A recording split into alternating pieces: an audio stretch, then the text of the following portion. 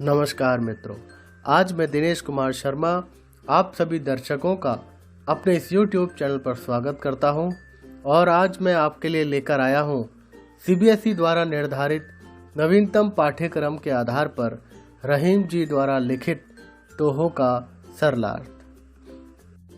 अगर आप पहली बार मेरे चैनल पर आए हैं तो मेरे चैनल को अभी सब्सक्राइब कर बेल आइकन को दबाएं।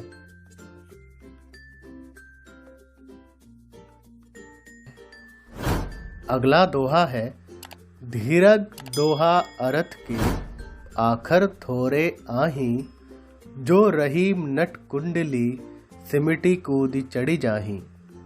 व्याख्या। इस दोहे में रहीम दास जी एक दोहे की शक्ति की व्याख्या कर रहे हैं और समझा रहे हैं कि उनके दोहों में भले ही कम अक्षर या शब्द हैं, परंतु उनके अर्थ बड़े ही गहरे और व्यापक अर्थ देने में समर्थ हैं। जिस प्रकार एक कुशल नट या बाजीगर अपने शरीर को सिमटाकर छोटे मुंह वाली कुंडली के बीच से कुशलता पूर्वक निकल जाता है, ठीक उसी प्रकार कुशल दोहाकार सीमित शब्दों के माध्यम से बहुत ही गहरी एवं अर्थपूर्ण बातें कह जाता है। कहने का तात्पर्य यह है कि किसी के आकार को देखकर उसकी प्रतिभा का अंदाजा नहीं लगाना चाहिए। अगला दोहा है, धनी रहीम जल पंक को लघु जिय पियत अघाए, उदधि बढ़ाई कौन है जगत पियासो जाए। व्याख्या। रहीम दास जी इस दोहे में कीचड़ के पानी को बहुत ही धन्य मानते हुए कहते हैं कि उसका पानी पीकर छोटे मोटे कीड़े मकोड़े भी अपनी प्यास बुझाते हैं, परंतु समुद्र में जल का विशाल भंडार होने पर भी क्या लाभ, जिसके पानी से कोई भी जीव अपनी प्यास नहीं बुझा पाता है। यहाँ रहीम जी कुछ ऐसी तुलना कर रहे हैं जहाँ उदाहरण के लिए देखें तो ऐसा व्यक्ति जो गरीब होने पर भी लोगों की मदद करता है, परंतु एक ऐसा भी व्यक्ति है जिसके पास सब कुछ होने पर भी वह किसी की भी मदद नहीं करता है, यानी कि परोपकारी व्यक्ति ही महान होता है। कहने का तात्पर्य यह है कि बड़ा होने का कोई अर्थ नहीं रह जाता यदि आप किसी की सहायता न कर सको। अगला दोहा है, नाध रीजि तन देत मृग, नर धन हेत समेत, ते रहीम पशु से अधिक, रीजेहु कछु न देत। व्याख्या। रहीम दास जी इस दोहे में कहते हैं कि जिस प्रकार मृग अर्थात हिरण किसी के संगीत की मधुर ध्वनि से खुश होकर अपना शरीर न्योछावर कर देता है, अर्थात अपने शरीर को शिकारी को सौंप देता है, उसी प्रकार किसी व्यक्ति की कला पर मुग्ध होकर मनुष्य उसकी कल्याण कामना करते हुए प्रेम पूर्वक धन अर्पित कर देता है। दूसरी पंक्ति में वे कहते हैं कि जो मनुष्य किसी की कला पर प्रसन्न होकर भी उसे कुछ नहीं देता, वह मनुष्य पशु से भी अधिक निम्न होता है, हीन होता है। कहने का अभिप्राय यह है कि मनुष्य को कला की कद्र करनी चाहिए। यदि कोई आपको कुछ दे रहा है तो आपका भी फर्ज बनता है कि आप उसे बदले में कुछ न कुछ अवश्य दें। अगला दोहा है, बिगड़ी बात बने नहीं, लाख करो किन कोय, रहीमन फाटे दूध को, मथे न माखन होए। व्याख्या। रहीम दास जी अपने इस नीति परक दोहे में कहते हैं कि एक बार जो बात बिगड़ जाती है वह लाख कोशिश करने के बाद भी ठीक नहीं हो पाती। जिस तरह एक बार दूध फटने के बाद उसे कितना भी मथा जाए उससे मक्खन नहीं निकल सकता। ठीक उसी प्रकार जब किसी से एक बार संबंध खराब हो जाए या फिर किसी कार्य के दौरान कोई आधारभूत गलती हो जाए तो कितना प्रयास क्यों न किया जाए वह पहले जैसा नहीं हो पाता। कहने का तात्पर्य यह है कि हमें किसी भी बात को करने से पहले 100 बार सोचना चाहिए, क्योंकि एक बार कोई बात बिगड़ जाए तो उसे सुलझाना बहुत मुश्किल हो जाता है।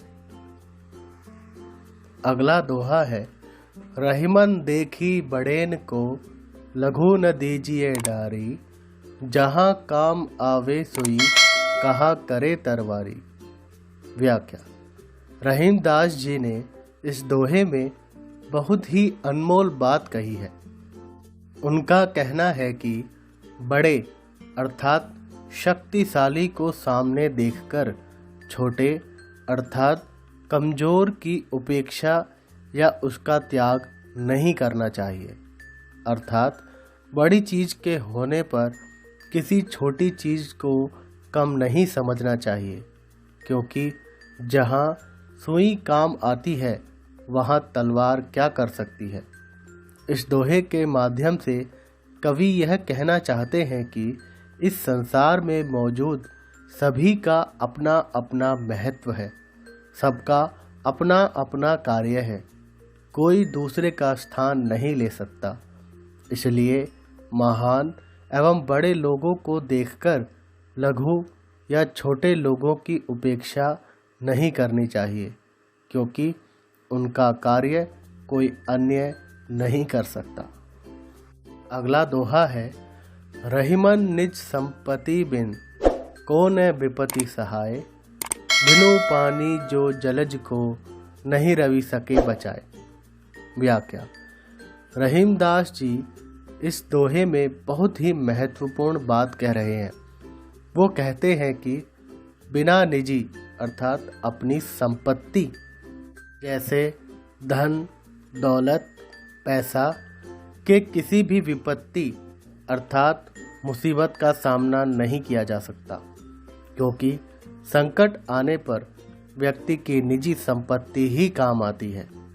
जैसे यदि तालाब सूख जाता है तो कमल को सूर्य जैसा प्रतापी भी अनेक कोशिशों के बाद भी नहीं बचा सकता।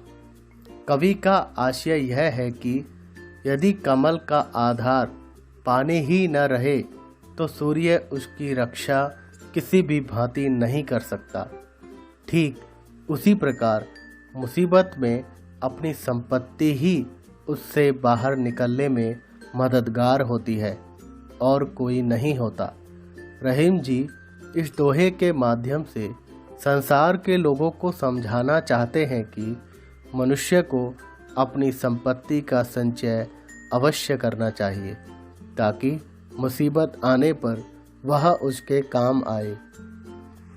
अंतिम दोहा है, रहीमन पानी राखिए बिनु पानी सब सोन, पानी गए न उबरे मोती मानुष चोन। व्याख्या। कवि रहीम इस दोहे के माध्यम से यह कहना चाहते हैं कि पानी का अत्यधिक महत्व है और इसके बिना सब कुछ व्यर्थ है।